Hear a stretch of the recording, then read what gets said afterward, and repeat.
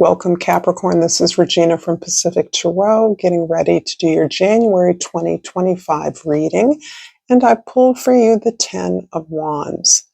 This is describing a promise or an expectation you had as a result of doing something that was assigned to you or expected of you. And your profound disappointment and frustration that those rewards never manifested, despite your doing the things that you believed were required to obtain those rewards or that success. This represents an incredible sense of betrayal by those who you believed would support you, despite your conforming to their expectation.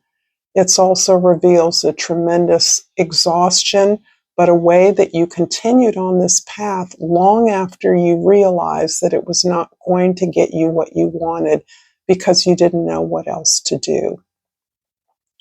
So let's hopefully find some new hope in this experience. This is a reading that is not going to resonate for all of you Capricorns.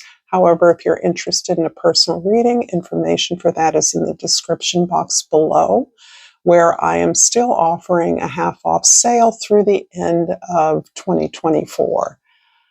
So, having looked at this tremendous change, this tremendous relief, this exhaustion that you may be experiencing is calling in the need for rest. And in your 10th house, this is the way others see you as well as your social identity. You are still, in fact, more than ever committed to your own stability and security. But it feels as though the blinders are off now. You no longer are committed or invested in the ability of others to provide that stability or security for you. You are still grooming or improving upon the mastery of your skills, becoming a master, understanding that your investment in hard work and discipline is the path that is gaining you the abundance that you seek. In the first house, the Three of Pentacles shows you understanding new ways to collaborate with others to achieve something of excellence, of beauty. And a lot of the experience you've gained has brought you to a place of holding this greater vision of what in fact is possible. Perhaps some of the things that you desired in the past felt impossible, but you chipped away at them in a variety of ways. And what comes to mind is your efforts, your work in a variety of areas, fields, or arenas that are now contributing to this global or comprehensive view of what it takes to be successful, productive in creating this excellent, beautiful resource. In the fourth house, this is the house of your soul, your foundation.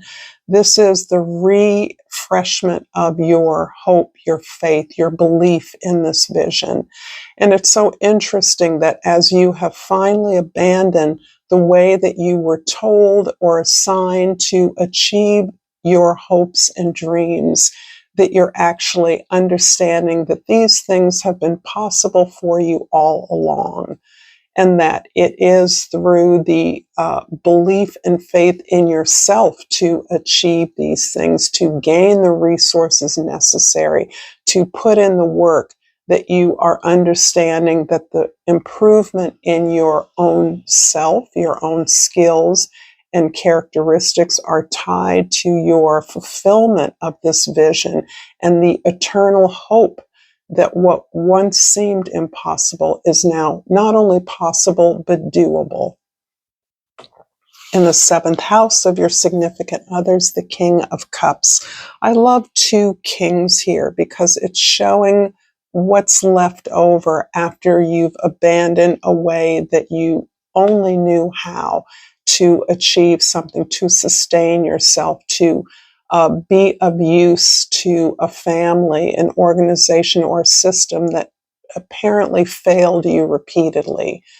Here, you have taken those experiences and they have contributed to your maturity, your compassion, your empathy for those that betrayed you unwittingly. Some of them did it intentionally, but you understand that those betrayals were a betrayal of self, not of you, that what you have cannot be taken away from you, and that actually the sense of having failed, being disappointed, being hurt, actually has taught you valuable lessons about your own resilience, what it is you want, has reinforced the values, particularly of love, generosity, belief in your ability to be sensitive, to be in tune with others.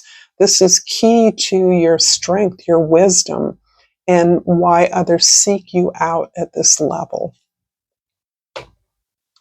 If this reading is resonating for you, Capricorn, please like this video. Please share this with others. And absolutely subscribe to my channel, Pacific Tarot. It greatly helps. I'm still relatively new and I want to be around for a while. So thank you for all the ways that you do support me. And I pulled the Freedom card. Wow.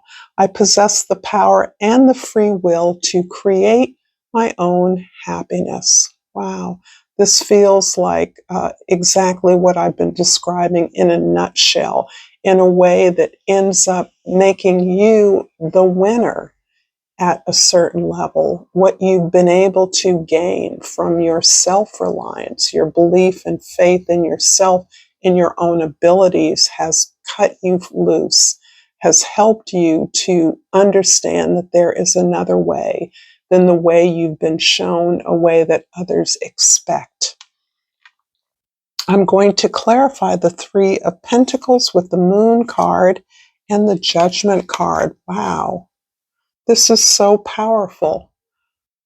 One of your greatest weaknesses that others, one thing that others perhaps don't see at all, and that perhaps you have felt has been a weakness in your life, is your tremendous attunement and sensitivity to others' needs. This is something that isn't often observed by others about Capricorns because of the brave front, the stoic attitude that we exhibit. But this is actually what is an area in your life that you have dug into, this greater exploration of the behaviors, the patterns that have kept you doing something that you felt harmed you over and over again, going back to something without understanding its purpose or the reason why or what else could be done. Once you looked at why you felt bound to do things or be the way you were defined by others to be, you freed yourself in understanding that you're actually here for a reason, a purpose. Your gifts, your talents, your experience is actually purposeful. And once you have dug into the value of who you are, you have reversed this experience. Realize that your silent allies, for many of you, this is your ancestors, your spirit guides, however you name them, whatever you believe in, that supports you, that praises you, that rallies you, that is there for your success. How to ask for help has been one of the biggest challenges of your life. And you negatively believed that you had to just do things over and over on your own because you didn't see the support available that you believed you were promised. But the support is there. It's all around you. You are divinely protected and you are here to complete a very important mission. In the fourth house, the Star card is clarified by the Two of Wands and the Sun card. Wow. This ability to simply understand and see that there's another way than the way you've always done things. You don't need to conform to the dictates, the rules, the regulations, the conventions of others. That there is another way to move forward, and that your sights are far beyond what the expectations of others are. You are determined to contribute to the world in whatever way that means. And it is in this recognition that you have your own way to do things, that you can rely on the talent and the value that you have in order to be your most authentic self. You feel yourself fully engaged in this process of pursuing your dreams, pursuing what others have told you all your life is impossible. And this gives you more joy than you've ever experienced, knowing that, again, it's not impossible, it's actually achievable. In the seventh house, the King of Cups is clarified by the Chariot card and the Eight of Wands. The message repeats. Here, not only are a lot of offers, a lot of requests for your time, a lot of people interested in what you do or what you know, interested in collaborating with you, including you on their projects, marshaling your resources to do something impactful. But you have learned to set up healthy boundaries in full acceptance of who you are. You're no longer distracted by all the demands of others who now realize what you have to offer or now are willing to pay you for your expertise when you gave it away for free for so long. And this is a message that has popped up in the past. Stop doing what you do for free. And that's a hard thing for many, ironically, Capricorns to hear. Those of us that are considered the misers of the zodiac, right? We know how to get paid. We're the captains of industry.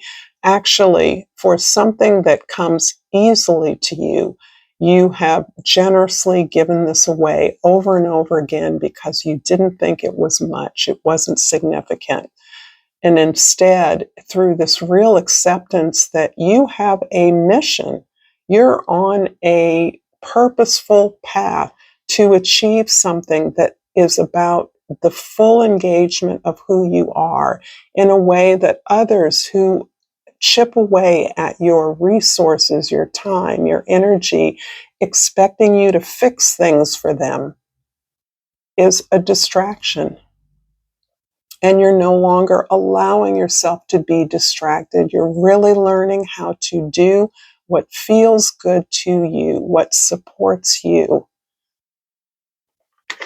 In the 10th house, the King of Cups, King of Pentacles is clarified by the Four of Swords and the Six of Pentacles. There's a lot of healing going on as you are renegotiating all of your relationships. All of the terms on which you exchange energy with others is being renegotiated with you on terms of this sense of complete investment in your vision. This is a vision you once had relegated to impossible. You now understand that all that you've gone through, for many of you, the sense of being betrayed by those who said they would help you, that promised to support you, that